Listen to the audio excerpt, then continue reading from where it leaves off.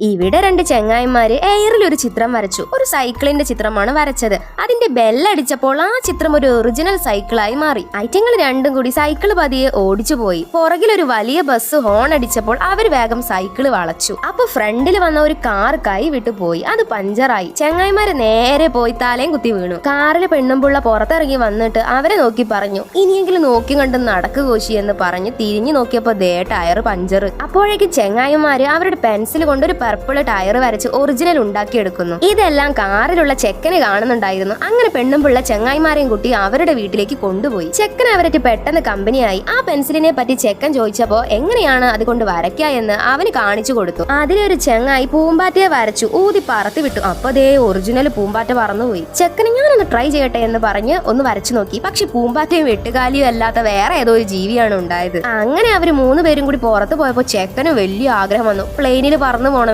ഓ why not എന്ന് പറഞ്ഞ് ചെങ്ങായി വലിയ പ്ലെയിന് വരച്ചു. അപ്പൊ അത് ഒറിജിനലായി. അവരതിൽ കയറി ഓടിച്ചു പോയി. വയലറ്റ് പുകയും പറത്തി മൂന്നും കൂടി പറന്നുപോയി. പെട്ടെന്ന് അത് കേടുവന്ന് മൂന്നും അതിന്റെ ഗ്ലാസ് തുറന്നു. അവര് പുറത്തു പോയി. പ്ലെയിൻ അതിന്റെ പാട്ടിനും പോയി. അവരവിടെ വീഴാൻ പോയപ്പോൾ പെൻസിൽ കൊണ്ടൊരു പാരച്യൂട്ട് വരച്ച് രക്ഷപ്പെട്ടു. അവര് എങ്ങനെയൊക്കെയോ ലാൻഡ് ചെയ്ത് ഒരു കയറ്റത്തിലേക്കായിരുന്നു. അവിടെ ഉരുണ്ടുരുണ്ട് താഴെ എത്തി. ഒരു കത്രിക വരച്ച് പാരച്യൂട്ട് കീറി പുറത്തെത്തി. ശിവനെ ഇത് ഏത് ജില്ല എന്ന് ആലോചിച്ചു നിന്നു.